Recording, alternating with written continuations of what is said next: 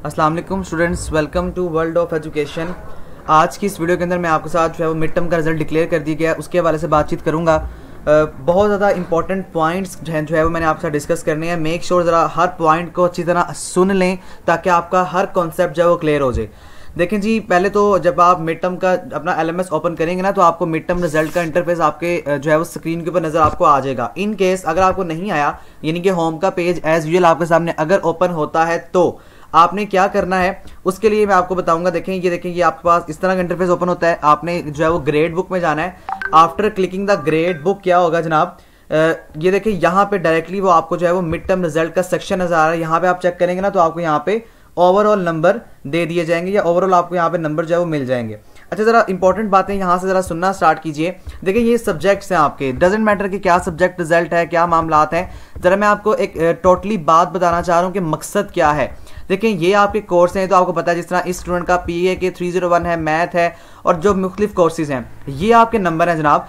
30 में से कम मैंने आपको कहा था कम से कम 8 नंबर, वैसे 6 वाला पास है, लेकिन कम से कम 8 नंबर अगर किसी के हैं तो वो बंदा समझे कि मुझे उस सब्जेक्ट में ज्यादा मेहनत करने की जरूरत है। अगर आपके नंबर कम से कम 15 है या 15 से ज्यादा हैं, देन भी आपको हार्डवर्क करना है। लेकिन जिसके 8 या 6 नंबर है उसे इतना हार्डवर्क, यानी कि जितना 15 वाले को करने की जरूरत है ना, उससे ज्यादा जरूरत है। 6 या 8 वाले जो भी सब्जेक्ट में जिसके आपके नंबर आए हैं, आपने उसमें ज्यादा पढ़ना है, क्योंकि ये ज्यादा चांस है कि आप वहां पे पास आउट नहीं कर सकेंगे, क्योंकि मिड टर्म का क्राइटेरिया बहुत लो है।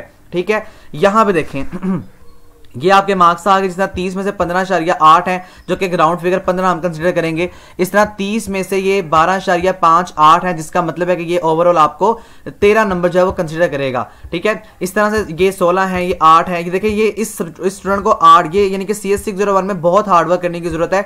इस तरह अगर हम मुख्तलिफ बात करें तो यहाँ पे जो है वो 11.50 है। इस तरह ये CS 101 में 24.81 है।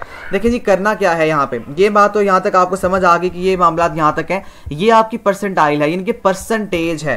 अब परसेंटेज का मतलब होता है कि 100 में से आपने ये इसको इस तरह समझना है कि 100 में से आपने कम से कम 20% लेने हैं नंबर।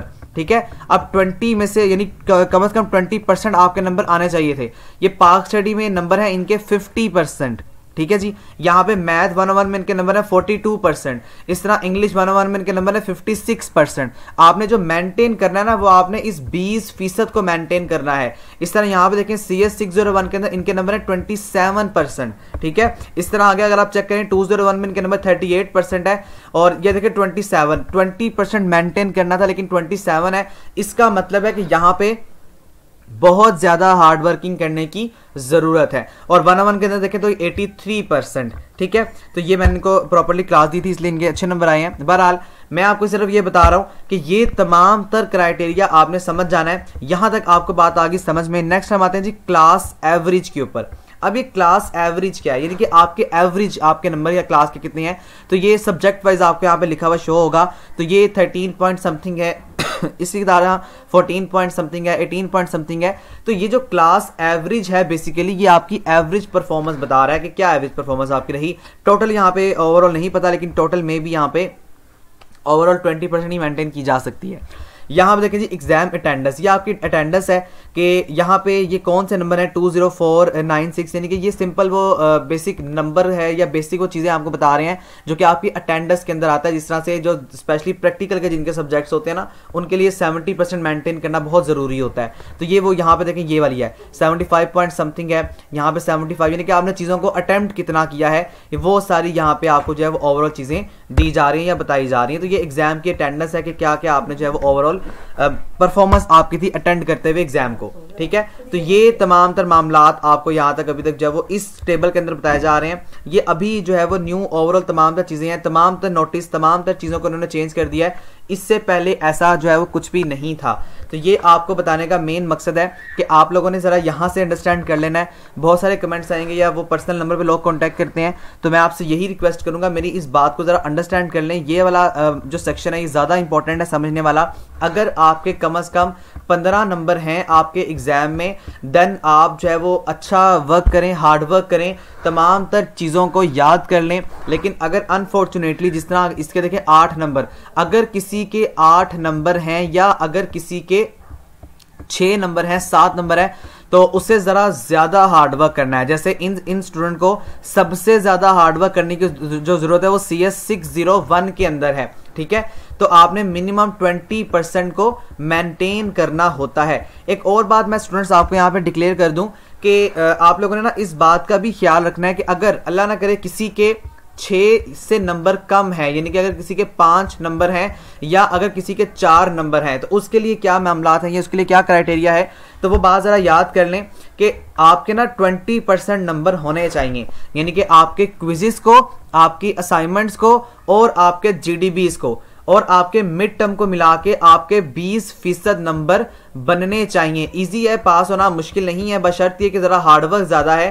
तो देखें अब यहाँ पे काम क्या करना है आपने, ये 20% नंबर अगर आपके बनते हैं देन आप आगे फाइनल टर्म का क्राइटेरिया कंप्लीट करेंगे, आप फाइनल टर्म में बैठ सकेंगे, अदरवाइज आपको फाइनल टर्म में नहीं बैठने दिया जाएगा, ठीक है। और प्रैक्टिकल सब्जेक्ट जिनके हैं वो ज़रा मेरी बात गौर से सुन लें।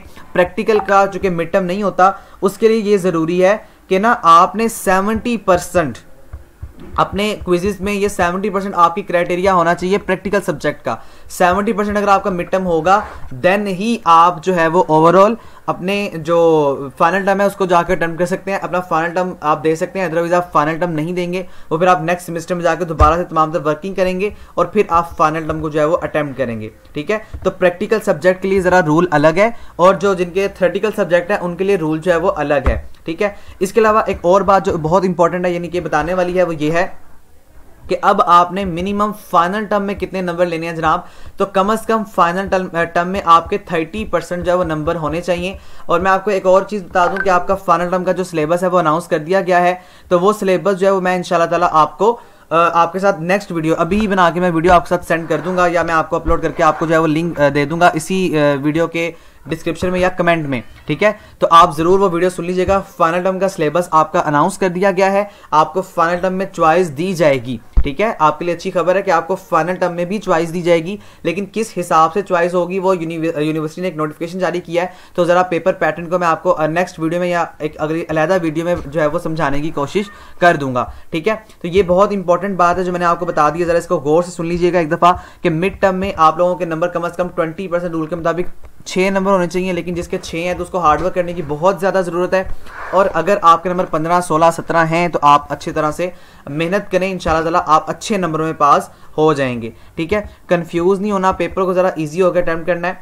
फाइनल टर्म की तैयारी भी इंशाल्लाह मैं आपको वर्ल्ड ऑफ एजुकेशन के ऊपर जो है वो ओवरऑल अपलोड कर दूंगा, वो आप देख लीजिएगा। एक और बात बहुत ज़रूरी है स्टूडेंट, वो मैं आपको दिखा दूँ। ये जनाब हमारे पास एक सॉफ्टवेयर हाउस है जिसमें मैं भी जो है वो शामिल हूँगा आपके साथ कोर्स करने में। तो यहाँ पे हायरिंग की जा रही है, यानी कि ये टीचिंग करेंगे आपको ओवरऑल, उसके बाद में भी अगर आपकी परफॉर्मेंस अच्छी रही तो आपको अच्छी जॉब भी दे देंगे। तो आप लोग सबसे पहले अगर न्यू स्टूडेंट है तो फुल स्टैक वेब डेवलपमेंट का कोर्स ज़रूर सेलेक्ट करें।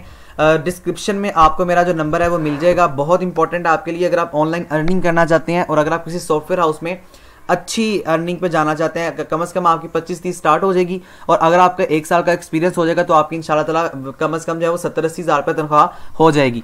तो अगर आप लोग सीखना चाहते हैं फुल स्टैक डेवलपमेंट के कोर्स को तो मैं आपको सजेस्ट करूंगा कि आप मुझसे कॉन्टैक्ट करें। मैं इंशाल्लाह आगे फर्दर जो भी गाइडर होगा उसका नंबर आपको दे दूंगा और अगर आप इंटरेस्टेड हुए तो आप ज़रूर जो है इसको करें। वैसे तो ये ओवरऑल पेड कोर्स है, लेकिन वर्ल्ड ऑफ एजुकेशन के रेफरेंस अगर आप आएंगे तो आपको इंशाल्लाह जो है वो तकरीबन 40% आपको आपके फ़ी के अंदर जो है वो डिस्काउंट दे दिया जाएगा और पर्सनली तौर पे मैं आपके साथ खुद भी इसके अंदर इंशाल्लाह ऐड हो जाऊंगा, ठीक है जी। अगर आप इंटरेस्टेड हैं तो आप इस पर ज़रूर कॉन्टैक्ट कीजिएगा, तो डिस्क्रिप्शन में आपको मेरा नंबर जो है वो मिल जाएगा। चलते हैं अपने मेन टॉपिक की तरफ, जो मैंने आपको ऑलरेडी बता दिया कि अगर आप लोग जो है वो ओवरऑल इंटरेस्टेड हैं इसमें तो आप कर सकते हैं। अच्छा, एक और बात मैं आपको यहाँ पर बता दूँ कि जिसका मिड टर्म का रिजल्ट अच्छा नहीं आया उसने ज़रा कंफ्यूज नहीं होना। आपका 60% जो है वो आपका फाइनल टर्म है। फाइनल टर्म में मेहनत करें, इंशाल्लाह ताला अल्लाह ताला आपको ज़रूर कामयाबी देगा। थैंक यू सो मच, अल्लाह हाफिज़।